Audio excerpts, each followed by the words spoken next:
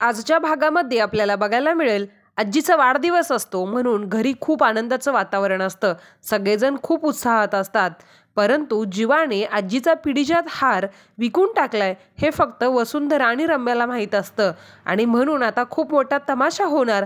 म्हणून वसुंधरा आणि रम्या खूपच खुश असतात. सगळेजण आनंदात असतात, उत्साहात असतात. परंतु जीवाला मात्र खूप टेन्शन आलेलं असतं. जीवा खूप नाराज आणि दुःखात उभा असतो. तर मानिनी जीवाला म्हणते, तू आजीचा खूप लाडका होतास ना, म्हणून दरवर्षीप्रमाणे फुलं सुद्धा तूच वाहणार. परंतु अगोदर यांना येऊ दे, मग आपण पूजेला सुरुवात करू. मानिनी मग पार्थला म्हणते, अरे फोन कर त्यांना, किती वेळ झालं गेलेत ते, फोन कर पहिला त्यांना. त्यावेळेला काव्या म्हणते, थांबा, ट्रॅफिकमध्ये अडकले असतील, येतील ते. इतक्यात मग नंदिनी म्हणते, झालंय सगळं मांडून तरी झालंय, पण जीवा आजींचा हार राहिला ना, तुम्ही तो का आणला नाही? जा पटकन तो हार घेऊन या. मानिनी पण म्हणते, अरे हो, सगळं ठेवून झालंय, फक्त हार राहिलाय. जीवा तुझ्याकडचा तो आजीचा हार घेऊन ये. मग जीवाला खूप टेन्शन येतं, जीवाला घाम फुटतो. आता काय सांगायचं? जीवा म्हणतो, ठीक आहे आणतो. इतक्यात पार्थ म्हणतो, अरे जा पटकन घेऊन ये, वर्षातून एकदाच दर्शन होतं त्या हाराचं. तेवढ्यात रम्या मग नंदिनीला म्हणते, कोणता हार ग? त्यावेळेला मग मध्येच वसुंधरा म्हणते, अगं तो हार जो आजीला मी सांगितला होता ना की तुझा तो हार रम्याला दे, कारण रम्या तुझी मोठी नात आहे ना, पण तिने तो जीवाला दिला. तेव्हा मध्येच रम्या म्हणते, अच्छा तो हार का? तर मग वसुंधरा नंदिनीला म्हणते, नंदिनी तुझ्या बरं लक्षात आहे ग सगळं? तर मानिनी आणि नंदिनी बाकीचे सगळेजण सुद्धा जीवाला फोर्स करत असतात की जा तुझ्याकडचा तो हार घेऊन ये. जीवा मात्र जाग्यावरून हलायला तयार नसतो. मानिनी म्हणते, अरे जा ना, तू उभा का, तुझ्याकडचा हार घेऊन ये. त्या तिथं खूप चिडून आणि जोराने आवाज करत विक्रम येतो आणि म्हणतो, त्याच्याकडे हार असेल तर तो आणेल ना. आणि मग विक्रमला इतकं जोरात बोलताना आणि चिडलेलं बघून सगळेजण शॉक होऊन विक्रमकडे बघतात. विक्रम तिथे रागात आल्या आल्या वसुंधरा आणि रम्या मात्र खूपच खुश होतात. मग मानिनी विक्रमला म्हणते, अहो तुम्ही असं का बोलताय, आहे त्याच्याकडे हार. मग विक्रम जीवाला म्हणतो, हो आहे तुझ्याकडे हार. त्यावेळेला जीवा अडखळतच म्हणतो, हो आहे.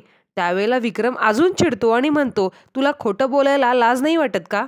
विक्रम जीवावरती भयंकर चिडलेला असतो. त्यावेळेला मग वसुंधरा मुद्दामच म्हणते, अरे विक्रम एवढ्या जोराने का ओरडतोयस तू त्याच्यावर? आम्ही आता सगळेजण त्याला सांगत होतो की जा हार घेऊन ये, आहे त्याच्याकडे हार. आणि वसुंधरा असं बोलत असताना विक्रम वसुंधरावर पण चिडतो आणि म्हणतो, तू जरा शांत हो प्लीज. मग विक्रम जीवाला म्हणतो, बोल आता तरी, तुझं तोंड उघड आणि बोल. त्यावेळेला मग नंदिनी पण खूप घाबरलेली असते. नंदिनीला कळतच नसतं की हे सगळं काय चाललंय. त्यावेळेला नंदिनी विक्रमला म्हणते, बाबा तुम्ही जीवांशी असं का बोलताय? त्यावर विक्रम म्हणतो, अगं त्याच लायकीचा आहे तुझा नवरा.